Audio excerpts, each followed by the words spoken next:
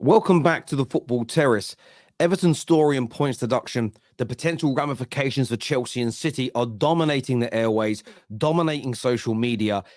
And there's some takes in this from TalkSport, from the Gary Lineker podcast, Goldbridge, Rory Jennings. I want to propose to you some tweets and some articles that have come out because I really want to delve into it and I really want to gauge your views and opinions on this. Man City fans, it feels like to me, they're almost admitting that they believe their club cheated. I don't think they mean to do that. We're going to get into all of it.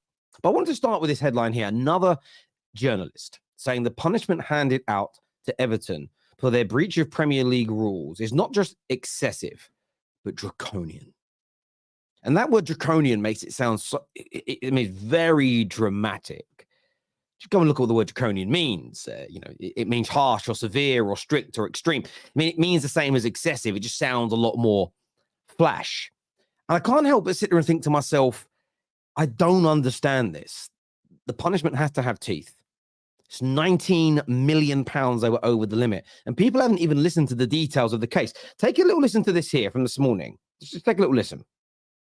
Isn't it? Because we were talking to Steve Parish the other day, obviously the co-owner and chairman of Crystal Palace, and he was saying that because of this 105 million over 3 years, some clubs could possibly spend that in the first year and then probably try and balance things off. And is that where Everton got lost?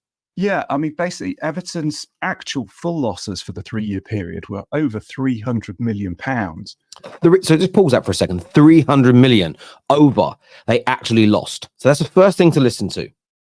And under these rules, you're allowed to deduct what is known as sort of good spending. So spending on infrastructure, youth, women's football, community programs. That can be... So when they say, but we spent a lot of our losses were related to the stadium, that element has been written off. That element's been written off already, so they can't count it twice. Deducted. So Everton were already allowed to deduct £180 million from the figure, and they've still got into trouble because they still overspent. To me, it seems incredibly harsh when you're talking about a figure of 19.5 million. When you look at the grand scheme of things in Premier League football, 19.5 million pounds, and then to be docked that many points, that to me seems incredibly harsh. Is it? And that's the question there, and the point made by Alan Shearer is what I'm hearing from a lot of people. Just listen to the response before you react to it, because I reacted. I was listening to this in the car. Just take a little listen. I think there will be a lot of sympathy with Everton and Everton fans in thinking it is harsh. Yeah, it does seem like a terrible punishment for just £19.5 million. But we have to ask ourselves, have football lost a bit of perspective when we're talking about only £19.5 million? Yeah. And secondly, Everton knew that they were heading for trouble. And the Premier League's argument, which was accepted by the commission, the independent commission who made this ruling, is that Everton wanted not only to deduct £180 million from their losses, but they wanted to make 4 further deductions that the commission found were not reasonable. And this is Everton's major problem. They were already allowed to make massive deductions for stadium, for COVID losses, for all sorts of things. And then they tried to deduct even more, and the Premier League said that can't happen. So it's really... And that for me is the key factor here. They tried taking even more off, 4 more additional spends and things that have gone wrong. They tried deducting, and the Premier League, hang on a minute, you're taking the proverbial. Now, what this tells me is that no other club has tried doing this in any other capacity. And if Everton's attempt to deduct money, excuses for their losses, are different from everybody else, nobody else has lost as much, nobody else has tried to write off as much, you're going to smell a rat. And for me, this idea that it's draconian, it's excessive, is an absolute bona fide nonsense. I understand feeling sorry for the fans, and we'll get back to the fans a little bit later in the show. But this idea that Everton Football Club are the victims, it's too harsh, how dare this happen, it's bad for football. No. The way Everton have run their football club financially is what's bad for football. And these rules are there to stop this type of behavior. And if you let Everton get away with it and give them a minuscule punishment, more clubs will do it. And your football club and my football club could be at major, major risk, genuine major risk of going out of business. That's why it's in place. And that is why it exists. Martin, I think we know obviously Manchester City are under investigation and so are Chelsea. Do you think we can see this potentially, once their investigation finishes, it happening to them? I mean, it's going to be much more serious for Manchester City and Chelsea if their charges are proven. I mean, Manchester City have had 115 charges. Everton just had one. We haven't had the Chelsea is still under investigation, so we don't know the number of charges there.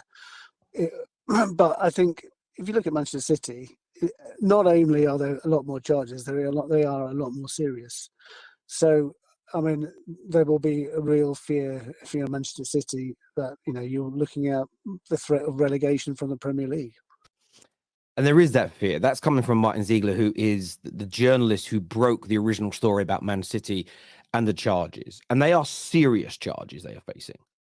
It isn't that they mismanaged their money and they tried to write too much off. There is accusations that they have not doctored, that's the wrong word. Let me rephrase that they have funded Man City in ways that are against the rules, that they have made offshore payments, they have financially doped their football club.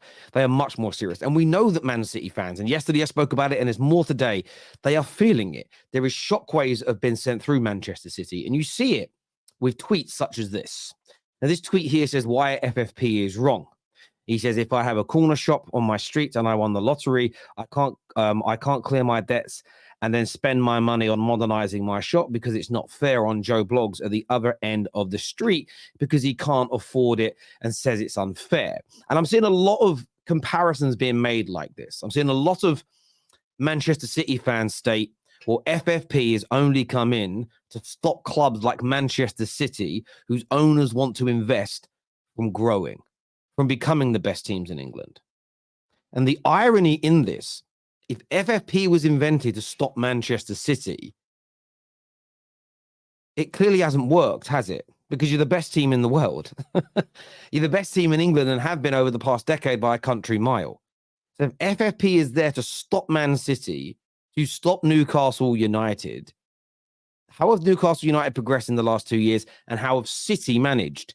How have City, in light of FFP, become the best team in the world if it's brought in to stop them? That means one of two things. Your argument that it stops clubs from progressing is wrong because you've progressed, therefore drop the argument.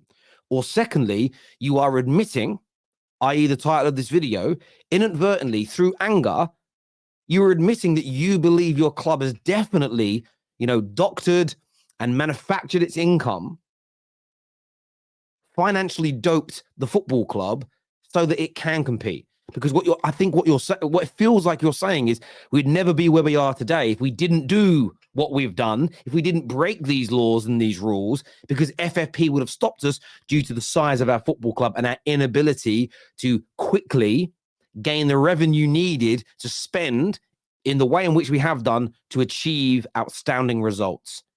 So either your FFP argument is completely flawed because you've become the best, or you are admitting to the fact in your heart of heart your club has cut corners at the very least to get where you are today. And the interesting thing is, I also keep seeing that talk of, it's like a business. You can't control what businesses do. If I owned a business, I could do whatever I want.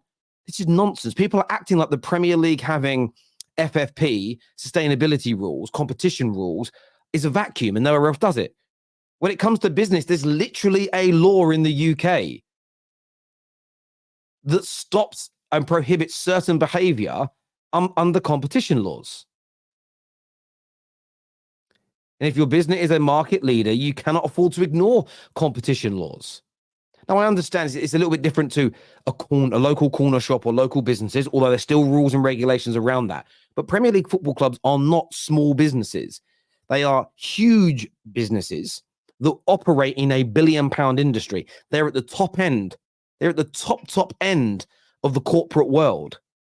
So competition laws, not just in the UK, but right across the European Union, which is where City predominantly trade. They're an English business.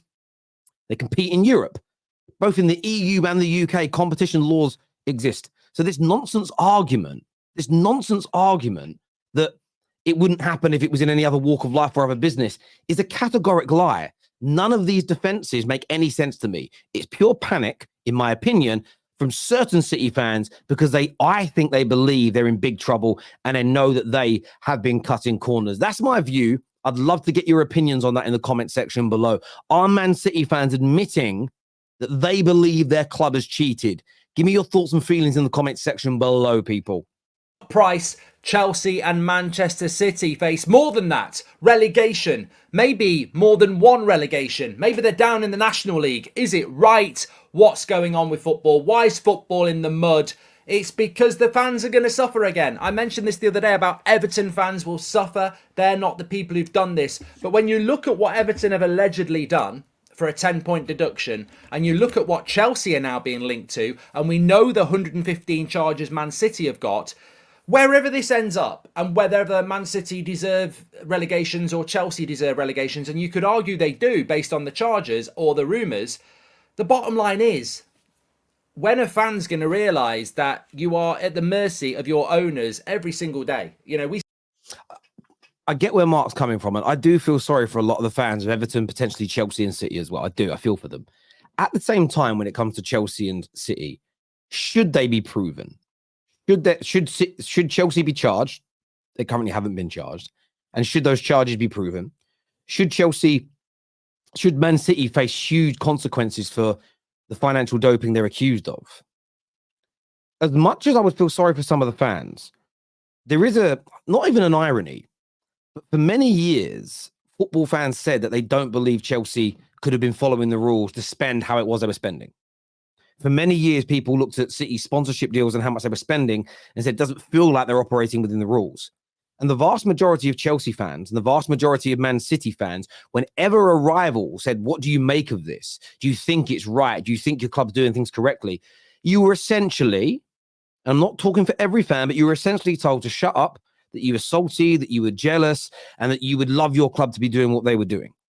And that for me is something, listen, I was old enough to remember when Chelsea had their takeover and people were asking these questions. And especially when FFP and the sustainability rules came into the Premier League, you were shut down and called a hater if you said, do you really think you're behaving in the right way? Do you really think a club your size and the fan base size you have is able to generate the income required to actually keep spending and paying the salaries you do? So where I disagree with Mark on this is that a lot of fans have stood by blindly and buried their head in the sand like an ostrich during this process. And if you're a fan who's ignored it, this is kind of on you as well. Because if fans would have said, hang on a minute, we only have X amount of, especially from a City point of view, we know what we are in terms of size of our club. How the hell are we getting one of the biggest sponsorship deals in the world? It doesn't make any sense. If they would have woke up and actually said that, and I know it's hard because we're tribalistic, maybe things would have been a little bit different. But I'd love to get your take on what Goldbridge has said, fans suffering. Do some fans deserve this? I want to ascertain your feelings and your thoughts on that. Well, listen here to what Rory Jennings has got to say as well, because this is for Chelsea fans, and I want to get your opinions on this. Is now a distinct and real possibility. In the most heartbreaking news possible, there is now a genuine threat that Chelsea could be slung out of the Premier League because a precedent has been set. The Everton news must have sent shockwaves through everyone associated with Chelsea. As a fan, obviously, the WhatsApp group was popping off. As soon as you see what happened to Everton Football Club, the reality of what could happen to Chelsea if Chelsea are charged and found guilty really does become apparent. Is that true, Chelsea fans? I'd love you to be honest about this. If it didn't, in your Chelsea group chats, the Chelsea forums, the Chelsea spaces that you sit in, if everybody's cool, calm, collected, relaxed, cool. Tell me that. I'd love to know. I want to be educated here. But I believe Rory. And I believe what I've said about City fans, why they're coming out with these weird FFP takes, why they're everything they're kind of going through. I believe they're worried. I believe they're panicking. Chelsea fans, do you feel the same? I'd love to get your views. I'd love to get your takes. I'd love to understand your thoughts and feelings on that. Is there panic now amongst your fan base? And if so, why? If not, also explain and tell us why. I really would love to know. Viewers, do us a big favor and hit the like button. Please make sure you're subscribing as well. And we'll see you all again soon. Peace.